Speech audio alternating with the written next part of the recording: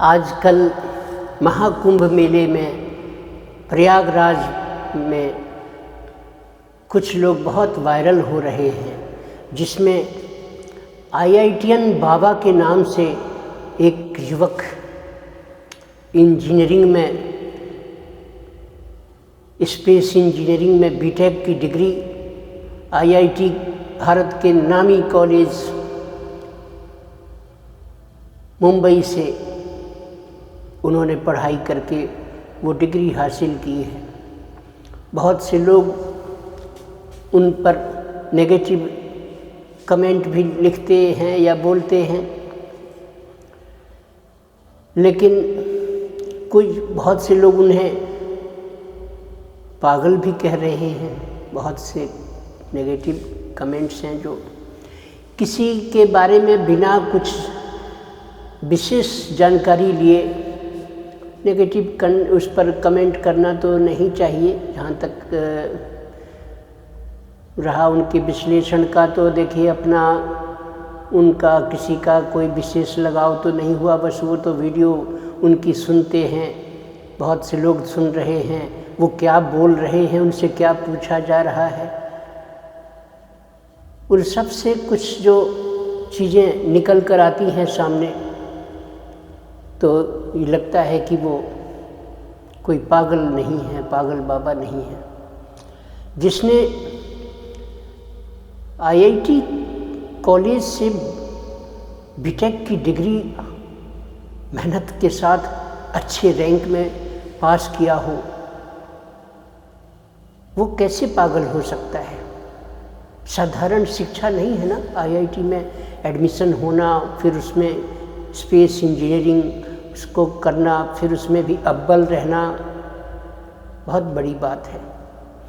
वो इंसान बड़ा सरल है। आप उसकी बातचीत सुनेंगे तो पता चलेगा कि कितनी सरलता से, छल कपट जैसे नहीं हो, बालकपने की तरह कुछ उनकी बातें लगेंगी। बात बात में हंस करके खुले दिल से बात करना। इसके बाद में जहाँ भी वो कहीं पढ़ते थे, ऐसी हिस्ट्री है कि वहाँ अपने साथियों, सहपाठियों के साथ में उनका सहयोगपूर्ण रवैया रहा। अपने साथियों को वो बहुत सहयोग करते थे। पढ़ लिख लेने के बाद भी, बहुत अच्छी जॉब पाने के बाद, अच्छे सैलरी पैकेज पर जाने के बाद भी, वहाँ भी उन्होंने अपने कलीग्स को बहुत मेहनत करने पर जोर दिया, बहुत कुछ समझाया, बहुत कुछ सिखाया, बहुत कुछ सहयोग दिया अपनी विद्या का। अपनी विद्या से उन्हें कई मामलों में मदद किया करते थे। विज्ञान को आध्यात्म से जोड़ने की उनकी ये कोशिश साधारण बात नहीं है। पैसे के बजाय उन्होंने देखा कि अंतिम संतुष्टि पैसों से भी नहीं मिल रही। आध्यात्म की ओर मुड़ जाना कोई ऐसा नहीं है कि माता पिता से कोई पीड़ित होने के कारण ऐसा हुआ होगा। वो बहुत पहले से भी, उनके लाखों फॉलोअर्स हैं, व्यूअर्स हैं, पहले से भी जंगल में जाना, मेडिटेशन का राज समझना, तथ्यों को स्वयं परीक्षण करके देखना, सत्य का पता लगाना, कई धार्मिक ग्रंथों का अध्ययन करना, विभिन्न धर्मों के ग्रंथों को भी अध्ययन करना, निचोड़ निकालना। छोटी सी उम्र में कॉलेज से पास आउट होने और नौकरी को क्विट करने के बाद, ये अभी उनकी अध्यात्म में नई दुनिया, नई पहल है।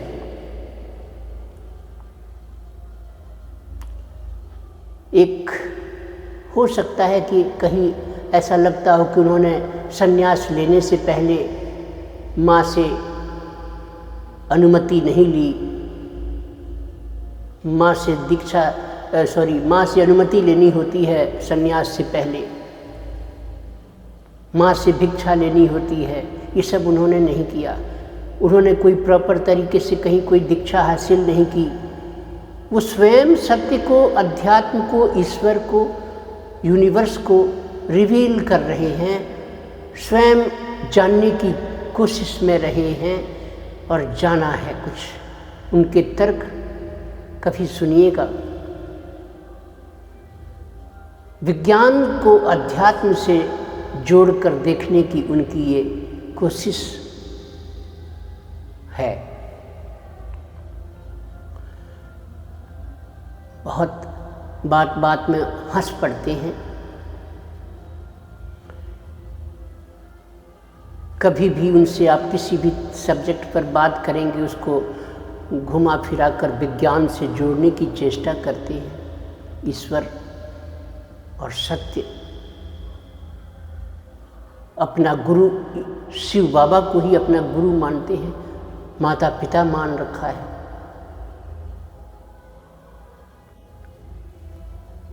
कोई साइड इफ़ेक्ट हो सकता है कि उन पर, जैसा वो बताते हैं कि पिता उनके जो है वो कहीं परिवार में अपनी माताजी पर, इनकी माताजी पर इनके पिताजी कोई आक्रामक व्यवहार करते थे।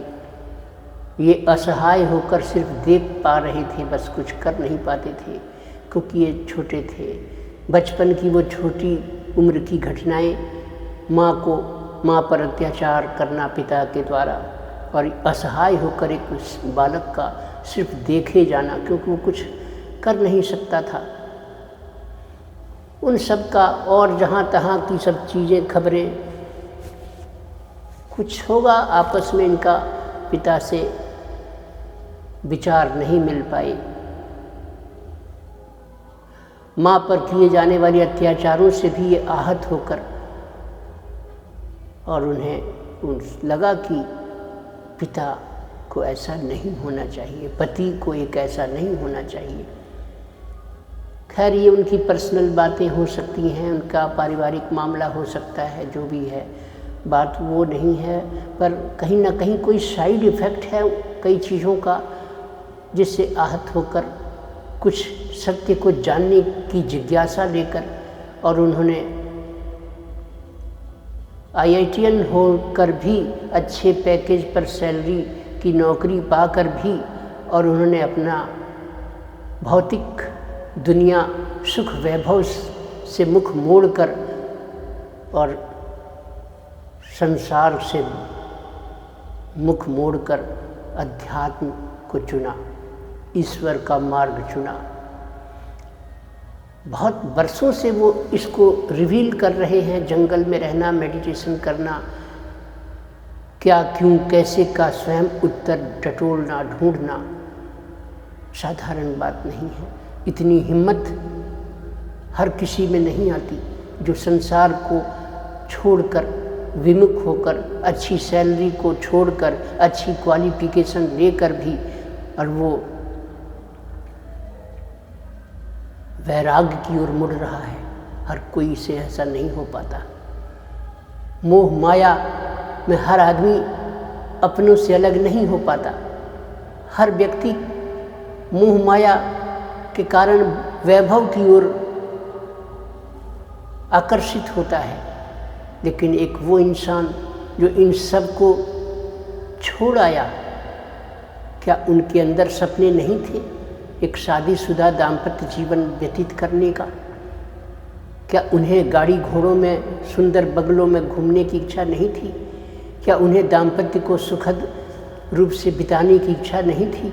ये तो ह्यूमन नेचर है, जरूर होगी।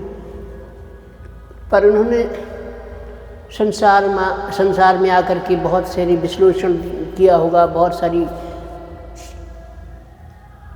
सीन उनके दिमाग के पटल से गुजरी होंगी, जिससे उन्होंने उससे छोड़कर वैभव, सुख, संपदा, दाम्पत्य जीवन और इन सब सांसारिक सुखों से मुख मोड़कर आध्यात्म के उस नीरस मार्ग को चुना जो हर कोई को नहीं भाता है।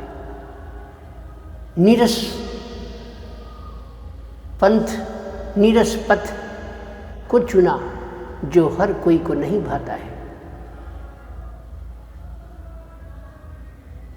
सीमित तरीकों से जहाँ तहाँ सोकर बिताना, जंगल जंगल घूमना रहना, ईश्वर की खोज में।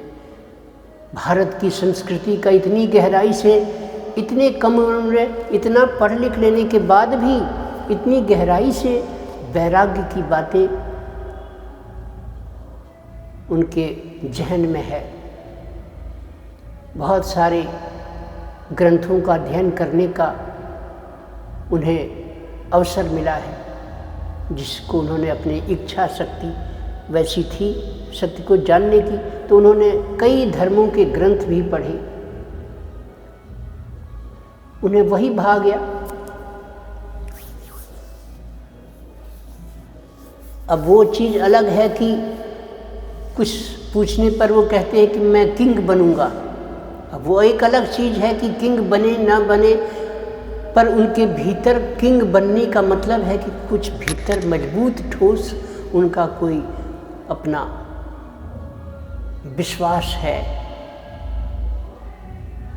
बनना न बनना तो आगे की बात है, लेकिन विश्वास उनका अपना है कि मैं बहुत बड़ा किंग बनूंगा। सांसारिक पद, सांसारिक सुख वैभव, गाड़ी घोड़े बंगले, रुपया पैसा, पद प्रतिष्ठा पा लेना, हो सकता है उन्हें ये बड़ी उपलब्धि नहीं लगती हो, और अध्यात्म में चरम पद पर पहुंचना, अध्यात्म की गहराइयों में तह में जाकर सत्य को ढूंढ निकालना, हो सकता है वो उन्हें बहुत बड़ा उपलब्धि महसूस होता हो।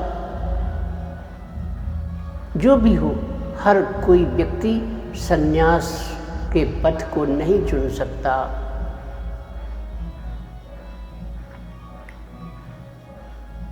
खैर, ये मेरा अपना उनकी बातों को सुनने पर जो मन में आ रहा था वो मैंने अपना व्यक्त किया है। हर आदमी की अपनी अलग इच्छा, अपना चुनाव का तरीका हो सकता है।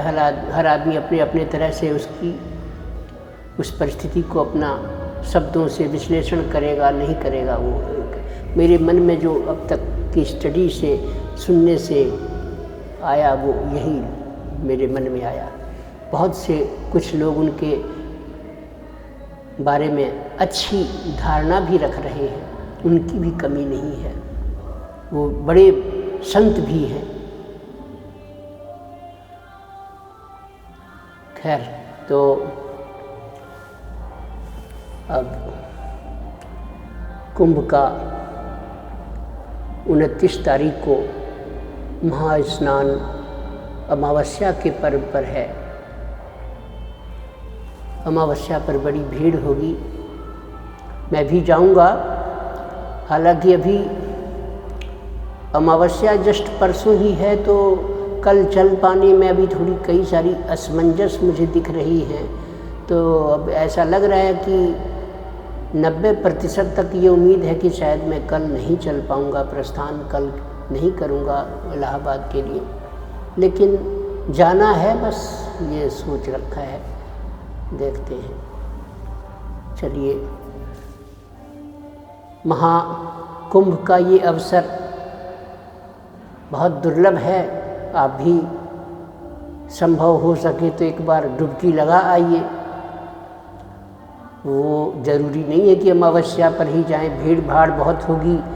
अति भीड़ के उस शाही स्नान के अवसरों के बजाय अन्य अवसरों पर आप जा सकते हैं। 26 फरवरी तक ये महाकुंभ लगा रहेगा वहाँ,